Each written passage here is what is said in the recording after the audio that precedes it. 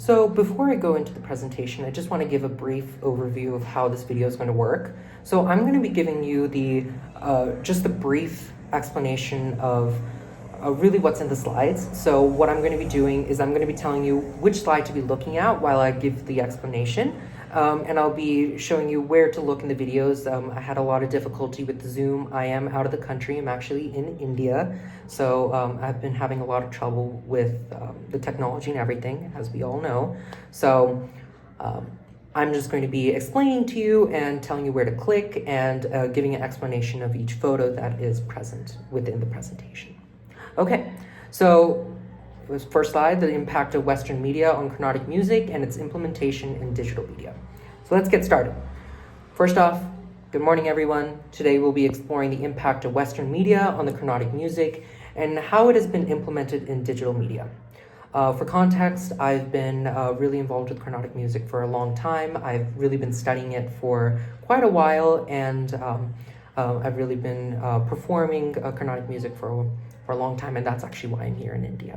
So Carnatic music is a classical musical tradition which is based in South India, and it's really had its traces in the origins of ancient Hindu traditions in the Vedic period, and it really has been having a significant development during the Bhakti movement of the 15th through the 17th century.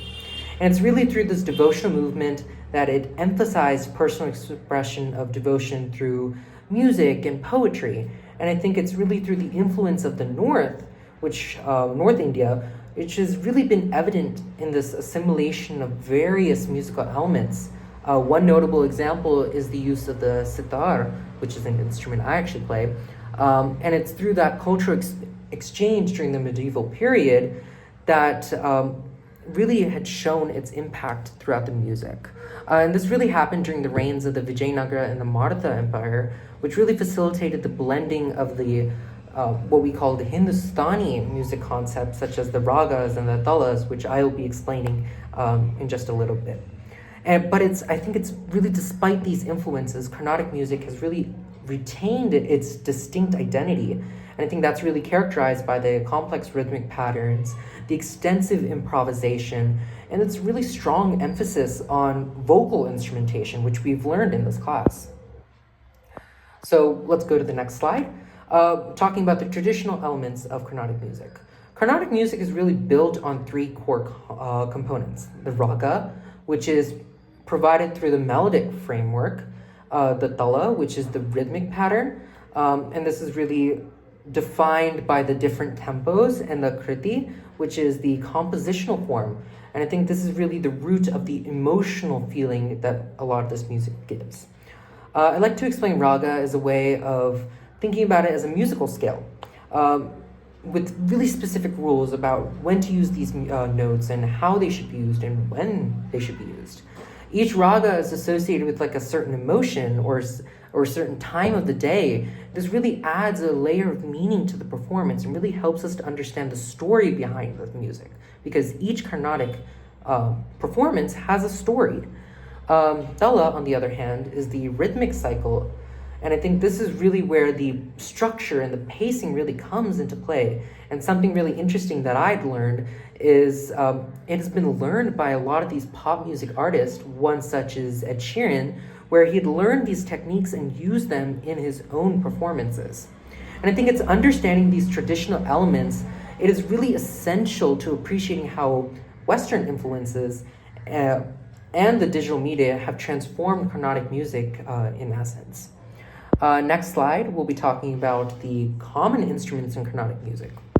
I think really Carnatic music is really defined by the variety of traditional instruments coming from different parts of South India. And I think it's really come together to create this rich soundscape. The veena is really prominent chordophone. It's a plucked string instrument known for its deep resonant tones. On the flip side, in recent times, the violin, which I think a lot of you already know, is another chordophone, which was adopted into Carnatic music from Western classical music. And it's played in unique styles that suit the genre's intricate melodies, and now is one of the major mainstays in Carnatic music. The mridangam is a memberphone, which is a double-headed drum that provides the primary rhythmic accompaniment and is really important for a lot of religious ceremonies as well. And it's through its intricate beats and its rhythmic patterns, it's really essential to Carnatic music performances. The guttam, which is actually a really interesting instrument, is an idiophone, and it's a clay pot played with the hands, adding really distinctive percussive sounds to the music. The khandra is a small frame drum, which you can see in the image, is a single memberphone. As you can see, there's a lot of use of memberphones within the Carnatic music, and this really defines how the tempo is. And Carnatic music is a part of a larger scale of South Indian culture where it is used in various dance performances like Bharatanatyam, where Carnatic music and its tempo is really used for defining when things are supposed to happen, when a certain pose is supposed to be happening, or in different religious ceremonies, when a certain part of the religious festival should occur. That's really a part of Carnatic music, and it's really defined by its beat, its tempo. So it's really a part of the memberphones. Additionally, Western instruments have found its way into Carnatic music. For example, the keyboard, the guitar, various electrical instruments. They've all found its place in traditional Carnatic performances, and it's really expanded the sonic palette of Carnatic music. And it's really allowed for a lot of new textures to come about. Next slide. This is something really interesting to me. You can see a graph, and this really shows the topic of the movement of people. Something interesting I learned was the tech boom of the late 20th and the early 21st century really significantly influenced the migration of skilled Indian professionals to the United States. And that's hence the reason why I'm here. My parents immigrated for that exact reason. As these professionals settled in the United States, the establishment of various Indian cultural organizations, temples, and community events really brought Carnatic music to the American audience, and that's really where the rapid growth came to be. And a lot of religious organizations came about spreading Hindu culture. One such is ISKCON, which is Krishna consciousness, brought many of Carnatic music styles to the United States, and the Beatles was one such example that used Carnatic music in an example. Okay. Next slide, the influence of Western media. With the advent of Western media, Carnatic music has really gained global exposure, and we've talked about some examples already. This has really led to the emergence of fusion genres that incorporate Western instruments and styles. Artists have really begun to experiment with new sounds and structures, blending those intricate Carnatic music styles with the harmonies and rhythms of Western music. And I think it's really this fusion that has not only broadened the appeal of Carnatic music, but it's introduced it to a brand new set of audience that, if not, they wouldn't have encountered otherwise. So let's look at some examples to illustrate this influence. The band Shakti, featuring John McLaughlin and L. Shankar, is really a notable example of Indian classical music fused with jazz.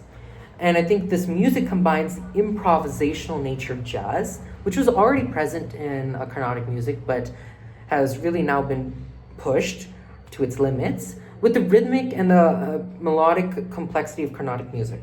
And this really created such a unique and compelling sound. So what I would do is right now, I would go to the presentation and click the first video, which is up top on the case studies of Western influence, and watch that video.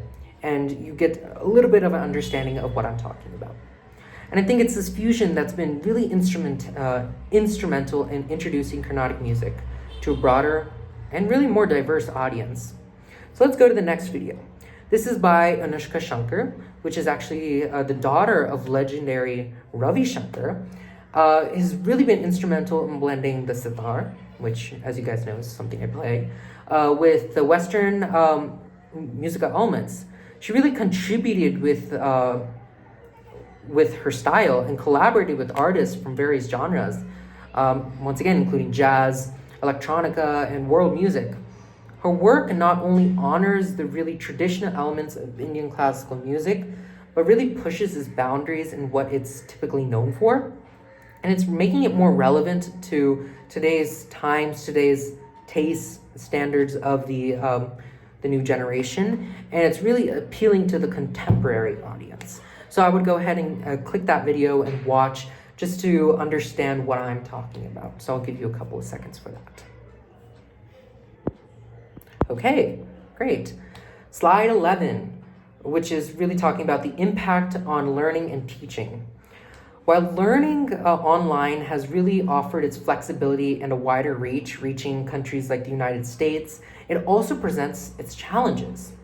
Carnatic music is really defined by the Gurukul system, which in Sanskrit really defines the students learning directly from the guru. As you can see in the image above, there's an image of a guru sitting in front of his students and teaching face to face. And I think this really provides this personalized mentorship that is really hard to replicate online, as we all know from taking an online class. The Guru-Shishya teacher-student relationship is really central to Carnatic music. And it's really fostering not only the musical skills, but also the deep cultural and spiritual connections. And that's really hard to do with an online environment. But however, as we mentioned, it really introduced a lot of innovative teaching methods and brought it to a wide range of individuals across the world, across different genres. And that's something that I used personally. So I'm going to bring some personal experience. One of the things that in Carnatic music is very important is performing. Once you've learned Carnatic music, just like in Bharatanatyam, after you've done your training, you do your final performance to the public to show that you've learned. This is the same for Carnatic music. You learn all of those skills, and at the end, you present to the public that you have finally mastered Carnatic music, and that signifies that you are ready to teach.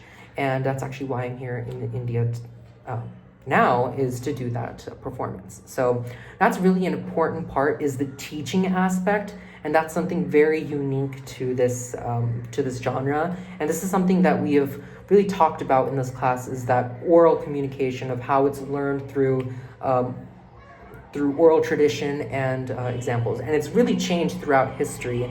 For example, what was once taught in the early 21st century is completely different till now, and a lot of it has now been written down in musical sheets, but in earlier times it has not.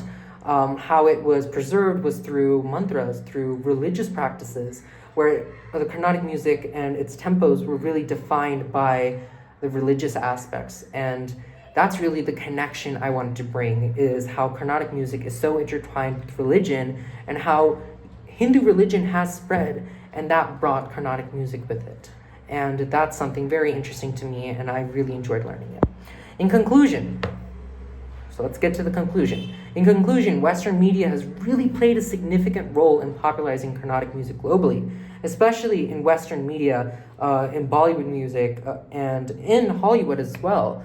While digital media has transformed its access, teaching, and preservation, the blending of Western and Indian musical elements has really led to new genres and innovative performances that really appeal to the broader audience. Digital performances have really made it easier than ever to access, learn, and engage with Carnatic music. And it's really opening up different possibilities for both the artist and the audience. So I really want to thank you guys for all of these opportunities to explain myself and really share something that's really personal to me. So if you guys have any questions, comments, or concerns, I would be more than happy to answer them, and looking forward to having a great conversation with you. Thank you, and wishing you guys best from India. Thank you guys.